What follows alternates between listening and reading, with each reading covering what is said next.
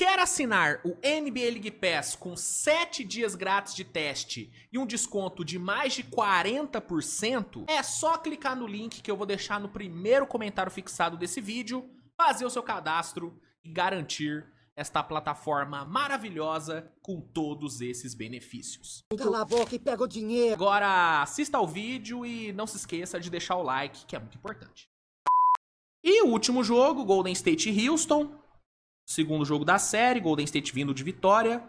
Naquela guerra, né, que foi o primeiro jogo. Duas defesas muito fortes. E no fim, acabou prevalecendo, né, Curry e Butler, né? Foram os diferenciais pro Golden State no primeiro jogo.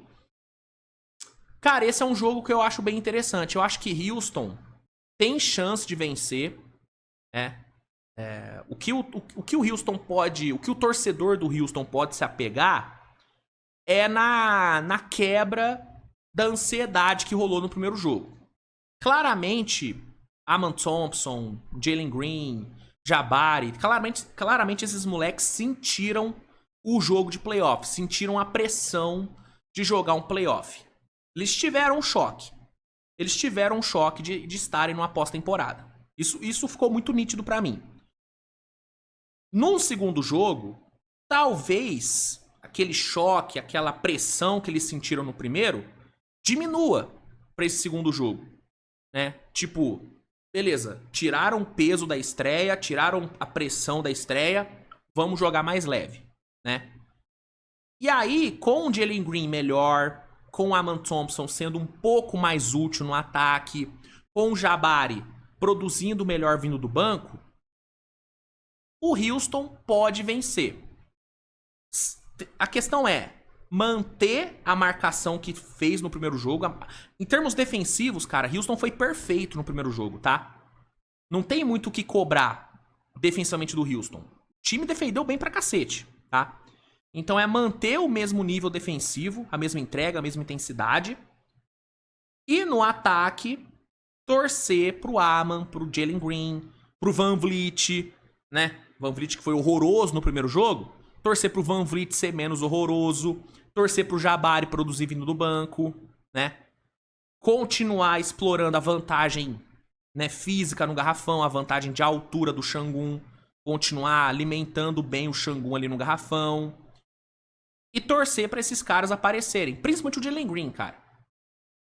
Com o Jalen Green produzindo melhor em isolation, conseguindo pontuar mais, a tendência é a defesa do Warriors abrir um pouco. E aí você vai ter mais espaço para os cuts do Amen Thompson, para as jogadas no post do Sengun.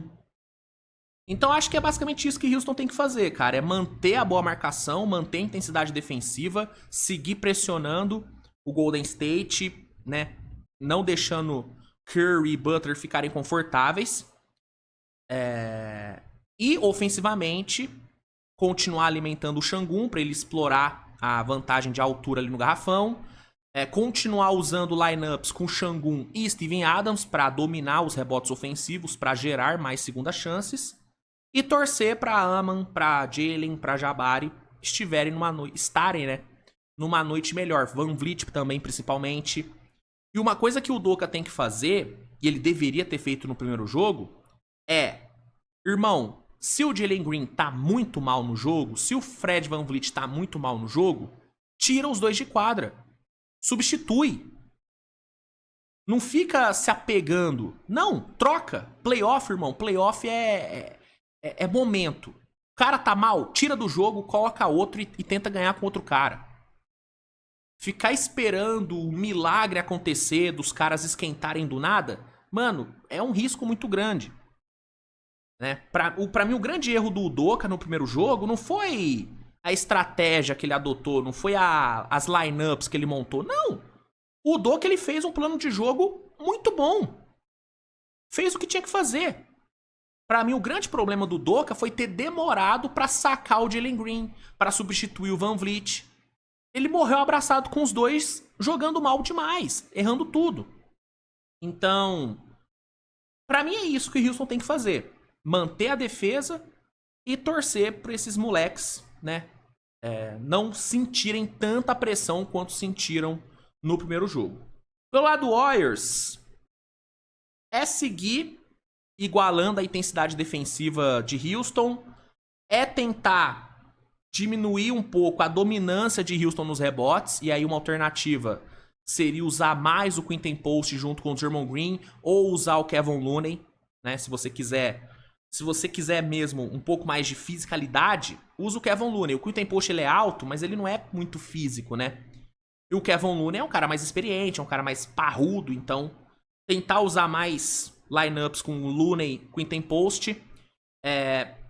Talvez usar o Jackson Davis poderia ser uma boa pelo atleticismo, mas pela falta de ritmo, porque o Jackson Davis não joga há muito tempo. Eu não me lembro da última vez que eu vi o Jackson Davis jogar. Então talvez usar ele não seja uma boa porque ele tá muito fora de ritmo.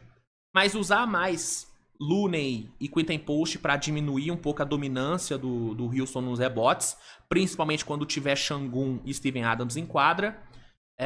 Congestionar o garrafão para obrigar o Houston a arremessar de 3, coisa que o Steve Kerr fez muito bem no primeiro jogo. Foi um dos melhores ajustes que o Steve Kerr fez. Lotou o garrafão e forçou o Houston a arremessar de fora, coisa que Houston não faz bem. E ainda teve a questão, né, do Green e do Van Vliet tijolarem tudo. Então continuar induzindo o Houston a arremessar mais de fora. E no ataque, gerar situações para Butler e Curry.